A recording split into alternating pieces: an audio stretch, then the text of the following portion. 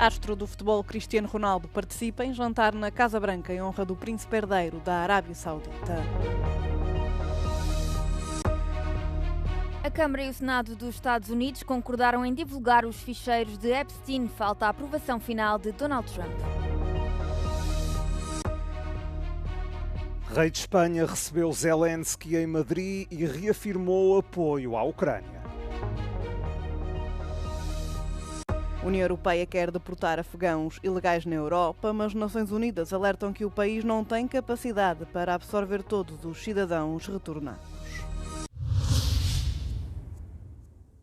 Donald Trump ofereceu um sumptuoso jantar na Casa Branca a propósito da visita do príncipe herdeiro da Arábia Saudita, Mohammed bin Salman, aos Estados Unidos.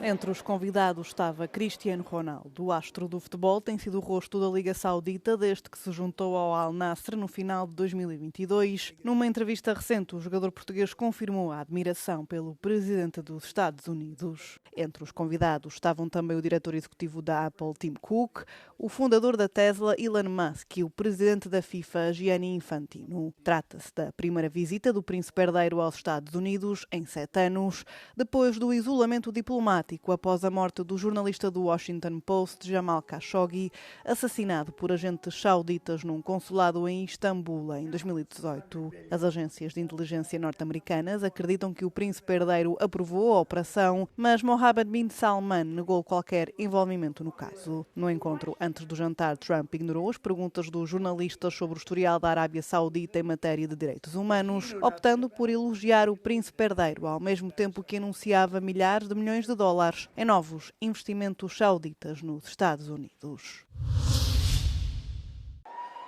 Tanto a Câmara como o Senado dos Estados Unidos concordaram em aprovar um projeto de lei para forçar o Departamento de Justiça a divulgar publicamente os ficheiros dos casos do criminoso sexual Jeffrey Epstein. Inicialmente, Donald Trump opôs à divulgação dos ficheiros depois de ter sido alegado que poderia estar pessoalmente implicado no caso. O líder norte-americano culpou repetidamente os democratas, dizendo que as acusações surgiram para desviar a atenção do sucesso do Partido Republicano. No entanto, a pressão para divulgar os ficheiros foi aumentando mesmo dentro do seu partido. Sobreviventes dos abusos de Epstein reuniram-se à porta do Capitólio na terça-feira para exigir justiça. This is who you're fighting for. This is who Congress is fighting for. This is who the House of Representatives are fighting for.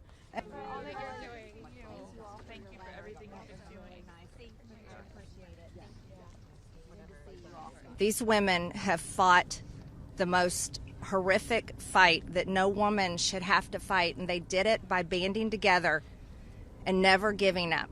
And that's what we did by fighting so hard against the most powerful people in the world, even the President of the United States, in order to make this vote happen today. O presidente dos Estados Unidos acabou por ceder à pressão e disse que assinaria o projeto de lei se este fosse aprovado pelo Senado. O projeto está agora do lado de Trump para a aprovação final.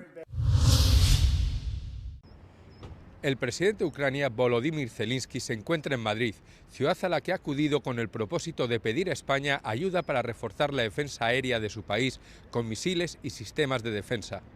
Zelensky comenzó la jornada aquí, en el Congreso, donde fue recibido por la presidenta de la Cámara Baja, Francina Armengol, y por el del Senado, Pedro Royan, a los que agradeció el apoyo de España a Ucrania frente a la invasión rusa. El mandatario ha firmado en el libro de honor del Congreso, donde ha dejado testimonio de la solidaridad y la amistad que une a ambos pueblos.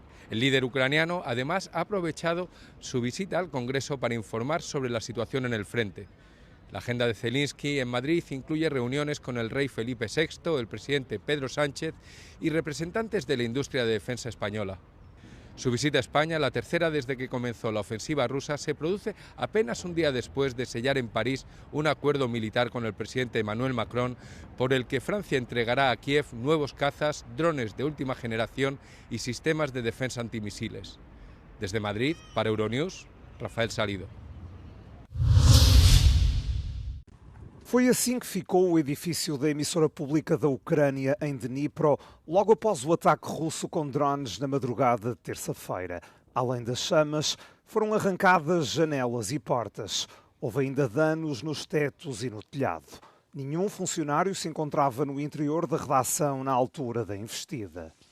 O organismo público de radiodifusão, a Suspilne, opera a rede de televisão, de rádio e jornais online através de canais regionais em toda a Ucrânia.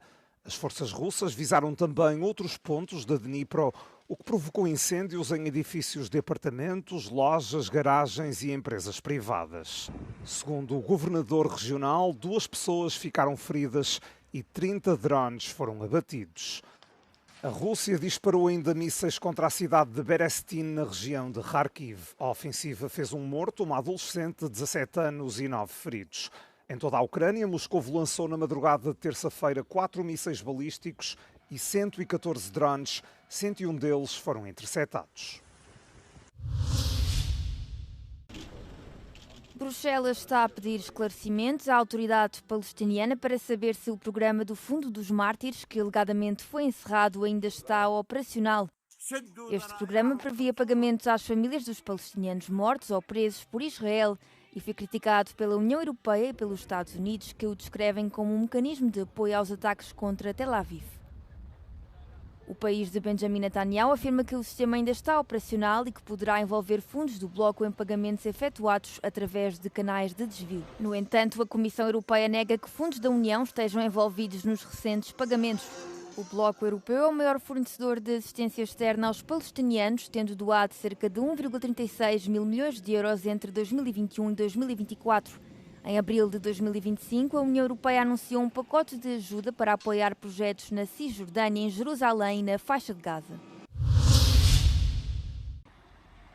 A União Europeia quer um lugar no controverso Conselho para a Paz do Presidente dos Estados Unidos, Donald Trump, para Gaza, disse à Euronews a Comissária Europeia para o Mediterrâneo.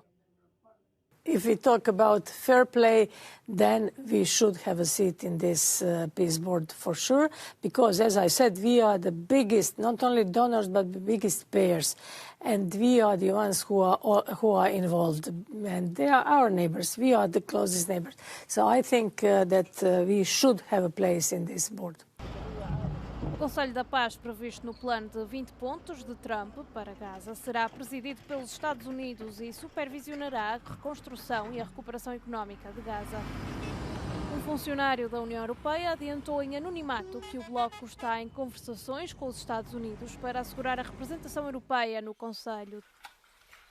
No final desta semana, a Comissária Europeia presidirá uma reunião de doadores com o primeiro-ministro palestiniano, Mohammad Mustafa, numa altura em que a União Europeia pretende reforçar a Autoridade Palestiniana, o organismo governamental que supervisiona partes da Cisjordânia ocupada. Our partner countries and allies.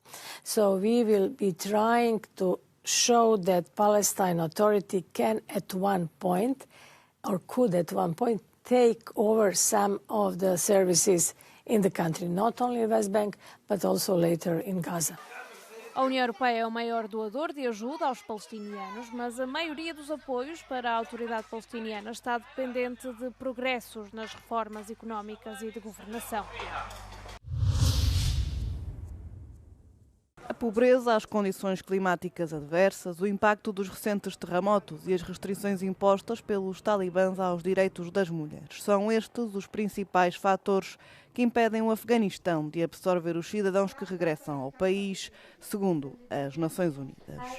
There is a disconnect between what is going on globally, with saying, okay, you all have to head back into Afghanistan, and the ability for Afghan communities to absorb people coming back home. Esta incapacidade contrasta com os esforços europeus por um acordo com os talibãs que permita o regresso dos requerentes de asilo afegãos rejeitados. Em outubro passado, 20 países europeus instaram a Comissão Europeia a dar prioridade ao regresso dos cidadãos afegãos que vivem ilegalmente na Europa, seja voluntariamente ou à força.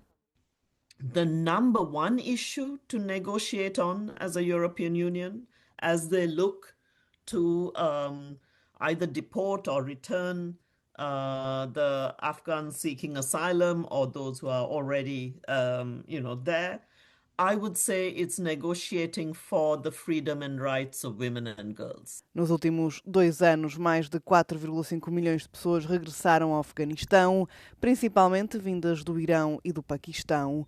No entanto, mais de 60% dos agregados familiares dos retornados não receberam qualquer apoio durante o último ano. Com 44 milhões de habitantes, o Afeganistão é um dos países mais pobres do mundo. O aniversário da Revolução de Veludo foi assinalado por manifestantes na Eslováquia e na Chequia em protestos contra os seus governos na segunda-feira. A Revolução, em 1989, ditou o fim do regime comunista na antiga Checoslováquia, que se dividiu em 2 nações em 1993. A Chequia e a Eslováquia aderiram, entretanto, à União Europeia e à NATO, mas muitos temem agora que os seus valores pró-europeus estejam em risco. Em Bratislava, na Eslováquia, dezenas de milhares de pessoas protestaram contra o primeiro-ministro populista Robert Fico e o seu posicionamento pró-Rússia. Também existiram marchas e manifestações noutras cidades. Silno prší aj vietor a je celkom chladno, ale ukazuje tu, že ľuďom záleží na slobode, že im záleží na demokracii a že si ju nenechajú vziať. Na Chequia, os manifestantes protestaram contra o governo recém-formado. Budou o nás říkat, že protestujeme proti výsledku svobodných voleb, ale to není pravda. My neprotestujeme proti výsledku voleb. My jenom chceme úctu k základním demokratickým princípům. O multimilionário Andrej Babiš foi o grande vencedor das eleições legislativas de outubro, mas o seu partido populista ANO não conseguiu obter a maioria. O empresário assinou recentemente um acordo de coligação com aliados de direita, incluindo um partido anti-NATO e anti-União Europeia.